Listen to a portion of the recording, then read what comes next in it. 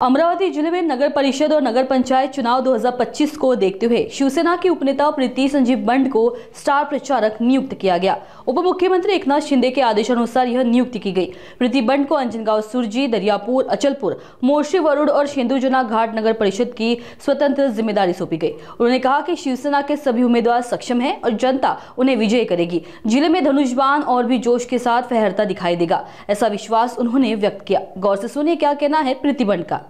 मी खरोखर साहेबांची खूप आभारी आहे। एकनाथजी शिंदे साहेब जे आपले पूर्व मुख्यमंत्री होते आणि आज उपमुख्यमंत्री आहेत, त्यांनी जो विश्वास माझ्यावर टाकला त्याबद्दल मी खरोखर साहेबांची खूप खूप आभारी आहे की एवढी मोठी जबाबदारी त्यांनी माझ्यावर टाकली।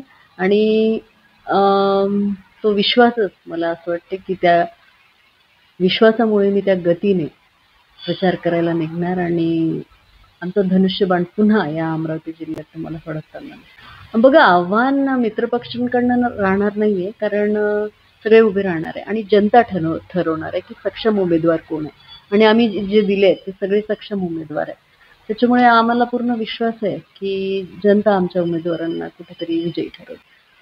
साहेबांनी नेहमी सगळ्यांचा विचार केला आणि आमच्या लाडक्या बहिणींचा तर मला असं वाटतं सगळ्यात पहिले विचार केला गेला आणि त्या हिशोबाने ती योजना पण आणल्या गेली।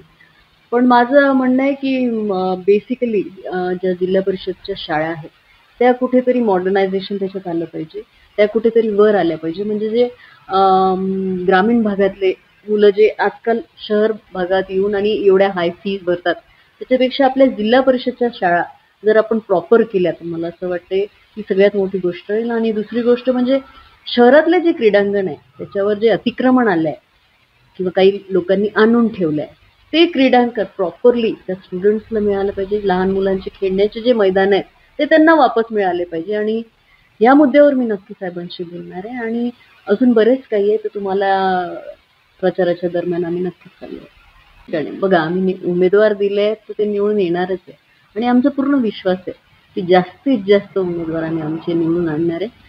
आणि सगळे सक्षम आहे, मी सांगून राहिले तुम्हाला वारंवार की जनता ठरवेल आणि जनतेच्या मनात नक्कीच साहेबांचं एक स्थान आहे आणि तिथे असलेले उमेदवारही हे जनतेचेच उमेदवार आहे असं मी तुम्हाला नक्कीच होईल। साहेबांकडे खातं आहे आणि जसं मी तुम्हाला सांगितलं की साहेब जे बोलतात ते करतात, हे आपण सगळ्यांनी बघितलं। त्यांनी आणलेल्या योजना, लाडकी बहीण योजना असो किंवा आणखीन दुसऱ्या काही योजना असो, तर मला असं वाटतं त्याचा फायदा नक्कीच होईल।